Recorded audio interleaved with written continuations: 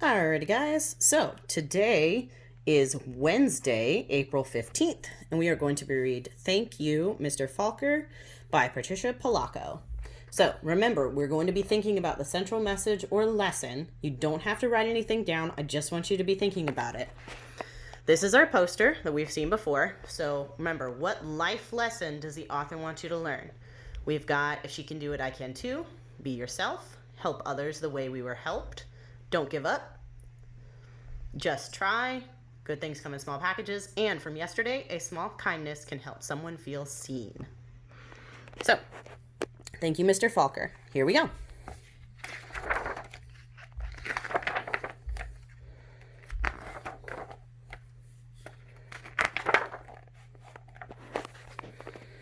The grandpa held the jar of honey so that all the family could see, then dipped a ladle into it and drizzled honey on the cover of a small book. The little girl had just turned 5. "Stand up, little one," he cooed. "I did this for your mother, your uncles, your older brother, and now you." Then he handed the book to her. "Taste." She dipped her finger into the honey and put it into her mouth. "What is that taste?" the grandma asked. The little girl answered, "Sweet!" Then all of the family said in a single voice, "Yes, and so is knowledge. But knowledge is the bee that made that sweet honey. You have to chase it through the pages of a book." The little girl knew that the promise to read was at last hers. Soon she was going to learn to read. Trisha, the littlest girl in the family, grew up loving books. Her schoolteacher mother read to her every night. Her red-headed brother brought her books home from school and shared them. And whenever she visited the family farm, her grandmother or grandfather read to her by the stone fireplace. When she turned 5 and went to kindergarten, most of all she hoped to read. Every day she saw the kids in the first grade across the hall reading, and before the year was over, some of the kids in her own class began to read. But not Trisha. Still, she loved being at school because she could draw. The other kids would crowd around her and watch her do magic with the crayons. "In first grade, you'll learn to read," her brother said. In first grade, Trisha sat in a circle with the other kids. They were all holding Our Neighborhood, their first reader, sounding out letters and words. They said b, b, oi, boy, and l, ook, look. The teacher smiled at them when they put all the sounds together and got a word right.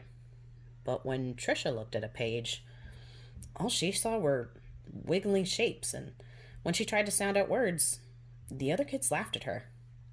"Trisha, what are you looking at in that book?" they'd say. "I'm reading," she'd say back to them. But her teacher would move on to the next person. Always when it was her turn to read, her teacher had to help her with every single word. And while the other kids moved up to the second reader and third reader, she stayed alone in Our Neighborhood. Trisha began to feel different.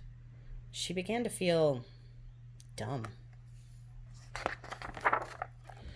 The words got harder for the little girl. The more and more time she spent drawing, how she loved to draw, or just sitting and dreaming, or when she could, going for a walk with her grandmother. One summer day, she and her grandmother were walking together in the small woods behind their farm. It was twilight. The air was sweet and warm. Fireflies were just coming up from the grasses. As they walked, Trisha said, "Grandma, do you think I'm different?" "Of course," her grandmother answered. "To be different is the miracle of life. You see all these little fireflies? Everyone is different." "Do you think I'm smart?" Trisha didn't feel smart. Her grandmother hugged her. "You are the smartest, quickest, dearest little thing ever." Right then, the little girl felt safe in her grandma's arms. Reading didn't matter so much. Trisha's grandmother used to say that the stars were holes in the sky. They were the light of heaven coming from the other side. And when she used to say that she used to say that someday she would be on the other side where the light comes from. One evening, they lay on the grass together and counted the lights from heaven. "You know," her grandmother said, "all of us will go there someday. Hang on to the grass so you lift right off the ground and there you'll be." They laughed and both hung on to the grass. But it was not long after that night that her grandmother must have let go of the grass, because she went to where the lights were on the other side. And not long after that, Trisha's grandpa let go of the grass too. School seemed harder and harder now.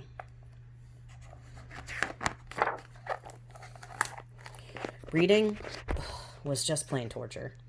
When Sue Ellen read her page or Tommy Bob read his page, they read so easily that Trisha would watch the top of their heads to see if something was happening to their heads that wasn't happening to hers. And numbers were the hardest thing of all to read. She never added anything right. "Line the numbers up before you add them," the teacher would say. But when Trisha tried, the numbers looked like a stack of blocks, wobbly and ready to fall. She knew she was just dumb. Then one day, her mother announced that she had gotten a teaching job in California, a long way from the family farm in Michigan. Even though her grandmother and grandpa were gone, the little girl didn't want to move. Maybe, though, the teachers and kids in her new school wouldn't know how dumb she was. She and her mother and brother moved across the country in a two-tone 1949 Plymouth. It took 5 days. But at the new school, it was the same. When she tried to read, she stumbled over words. The cat ran. She was reading like a baby in the 3rd grade. And when her teacher read along with them and called on Trisha for an answer, she gave the wrong answer every time.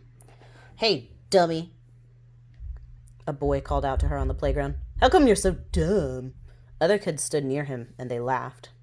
Trisha could feel the tears burning in her eyes. How she longed to go back to her grandparents' farm in Michigan. Now, Trisha wanted to go to school less and less. "I have a sore throat," she'd say to her mother, or "I have a stomach ache." She dreamed more and more and drew more and more, and she hated school. Then, when Trisha started 5th grade, the school was all abuzz. There was a new teacher.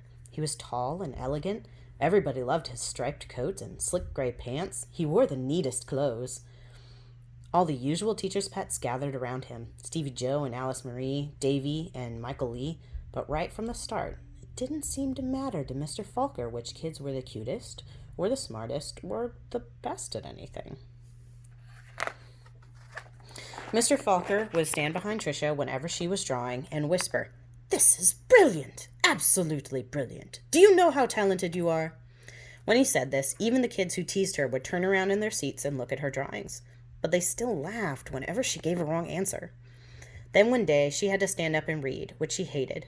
She was stumbling through a page in Charlotte's Web, and the page was going all fuzzy when the kids began to laugh out loud.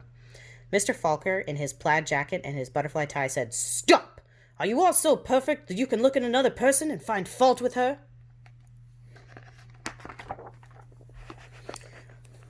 That was the last day anyone laughed out loud or made fun of her, all except Eric. He had sat behind Trisha for 2 whole years, but he seemed to almost hate her. Trisha didn't know why. He waited by the door of the classroom for her and pulled her hair. He waited for her on the playground, leaned in her face, and called her Toad. Trisha was afraid to turn any corner for fear Eric would be there. She felt completely alone. The only time she was really happy was when she was around Mr. Falker. He let her erase the blackboards. Only the best students got to do that. He patted her on the back whenever she got something right, and he looked hard and mean at any kids who teased her.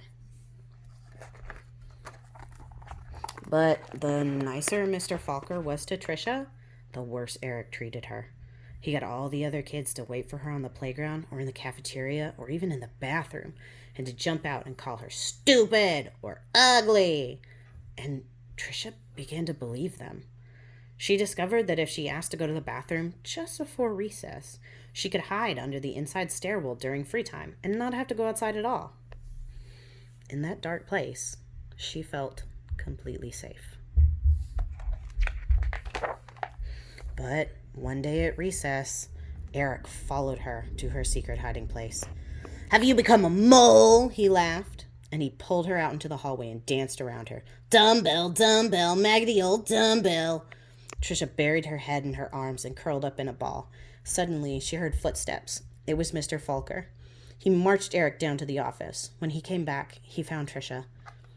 "I don't think you'll have to worry about that boy again," he said softly. "What was he teasing you about, little one?" I don't know," Trisha shrugged. Trisha was sure Mr. Falker believed that she could read.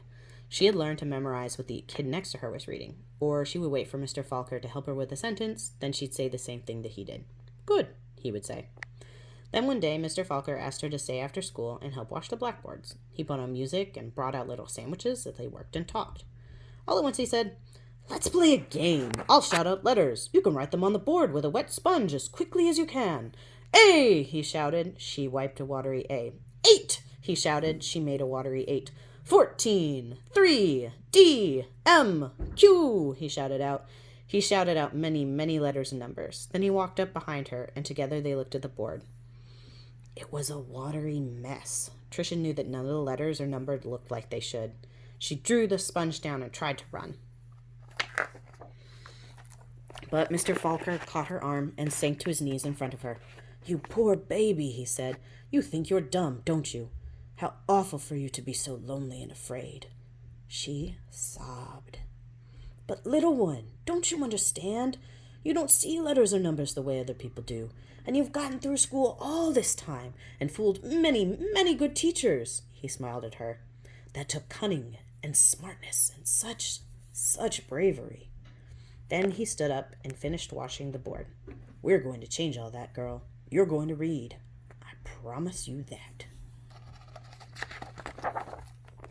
Now, almost every day after school, she met with Mr. Falker and Miss Plessy, a reading teacher. They did a lot of things she didn't even understand. At first, she made circles in sand and then big sponge circles on the blackboard, going from left to right, left to right. Another day, they flicked letters on a screen, and Trisha shouted them out loud. Still other days, she worked with wooden blocks and built words.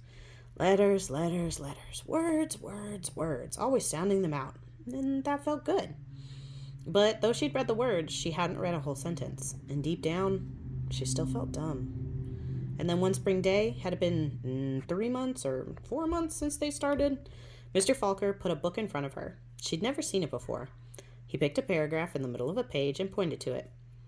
Almost as if it were magic, or as if light had poured into her brain, the words and sentences started to take shape on the page as they never had before. She marched them off to... Slowly, she read a sentence, and then another, and another. And finally, she'd read a paragraph, and she understood the whole thing. She didn't notice that Mr. Falker and Miss Plessy had tears in their eyes. That night, Trisha ran home without stopping to catch her breath. She bounded up the front steps, threw open the front door, and ran through the dining room to the kitchen. She climbed up the cupboard and grabbed a jar of honey. Then she went to the living room and found the book on the shelf, the very book that her grandpa had shown her so many years ago. She spooned honey on the cover and tasted the sweetness, and said to herself, "The honey is sweet, and so is knowledge. But knowledge is like the bee who made the honey. It has to be chased through the pages of a book." Then she held the book, honey and all, close to her chest. She could feel tears roll down her cheeks, but they weren't tears of sadness. She was happy. So very happy. I know that's a long one, so thanks for sticking with me.